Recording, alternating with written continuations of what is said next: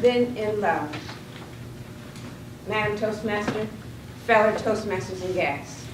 My name is Lillie Hodge, and I was born and raised in Aiken, South Carolina. A Southern girl and proud of it. Led a sheltered life, raised up in the church, didn't party, drink, or curse. 1 month after graduating from high school, I decided to go in the Air Force. My mom wanted me to stay home because she vowed to take care of me for the rest of my life. Needless to say, I didn't take her up on her offer.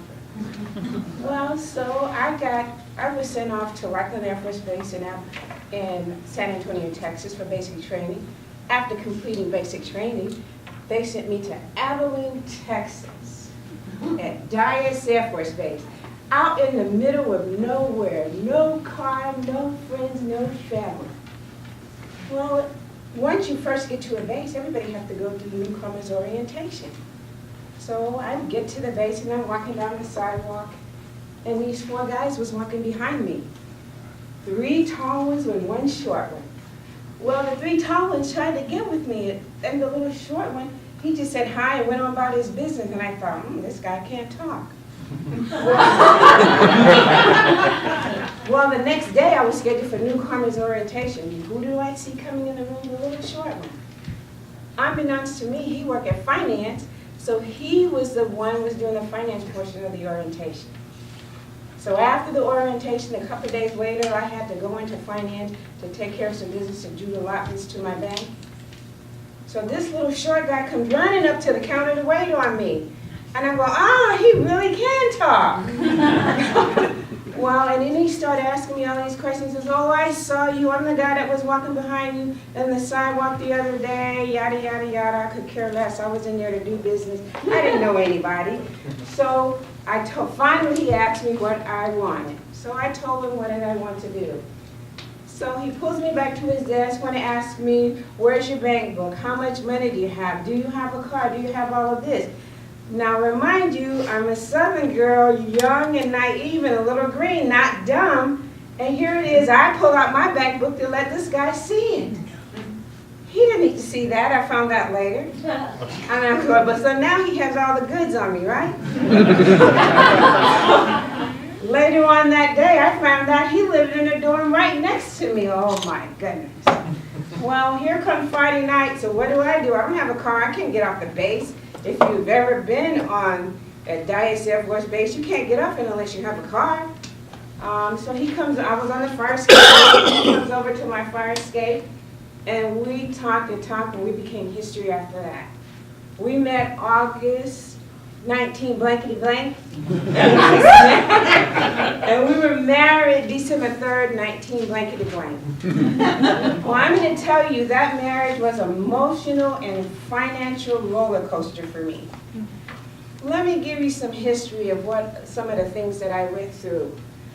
When I first, like I told you, I was young and dumb, and I went into finance to start these allotments, so I was living off of $25 a week, and I was banking the rest.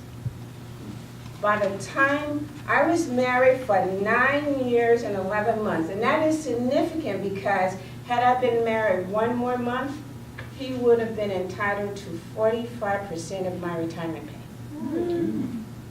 So here it is now, young, green, and naive, remember not dumb, I put his name on my bank book. By the time we ended up getting divorced, he had gone through all my money. He had got credit cards in his name and my name and ran him up to the max. So here I was trying, little old Lillie trying to pay him off, but it only allowed him to charge more stuff. On payday, because he would write checks ahead of time, on payday, when I tried to write a check, they would come back for insufficient funds.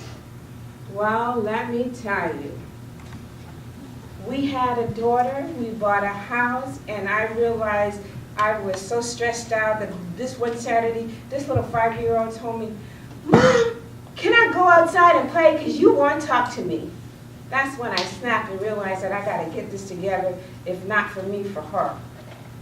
I sat out, okay, this is my baby, I got to take care of my baby. He got orders to Oklahoma, I said, no way, I'm not going.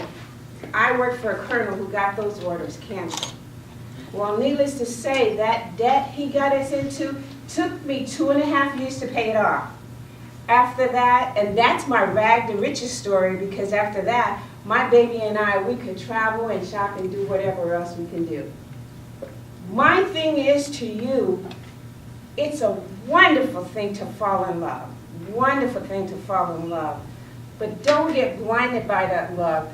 Do not ignore those red flags that you see, because they're not going to go anywhere.